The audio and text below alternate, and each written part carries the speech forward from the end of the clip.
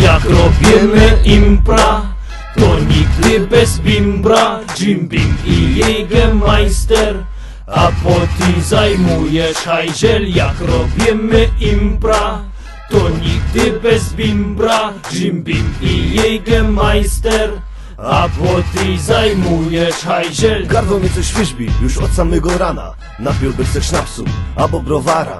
Chyba se zadzwonia, ino do Hermana, bo w piciu jak w muzyce my są dobrana para. Patrzę do barku, a sam pustko ma świeci. Ani w piwnicy nie ma nic, co mnie zachwyci.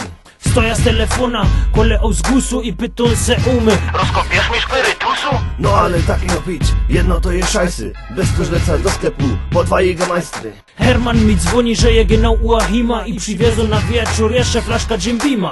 Do zagrychy stoją ogórki w lodówce, kąsek chleba, szynka i każdy po parówce. To już endlich mamy wszystko co nam trzeba i o 9 zaczynamy nasza impreza. Jak robimy impra, to nigdy bez bimbra. Jim Beam i Jägermeister, a ty zajmujesz hajzel. Jak robimy impra, to nigdy bez bimbra. Jim Beam i Jägermeister, a ty zajmujesz hajzel.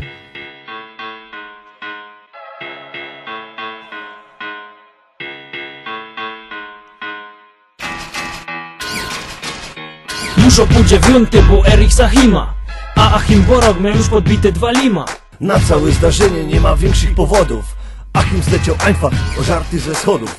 A Erich był z Lesza już podkulawiony, bo se wypierniczył na siłolni. Jak se wszyscy zeszli, to nas 8 było, ale w trakcie imprezy se 4 swaliło.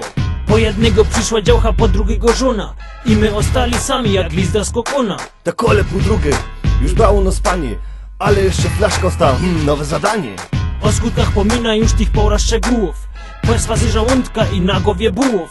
Na szczęście mamy z tego spotkania nowe zdjęcia, bo co se tam działo, żaden nie ma pojęcia. Taki był tego motyw, a taki je morał. Nie przesadzaj z picia, bo cię łeb będzie bolał. I na drugi dzień może nieprzyjemne sowanie. I skoro sej no co zjesz, to cię bierę na żyj.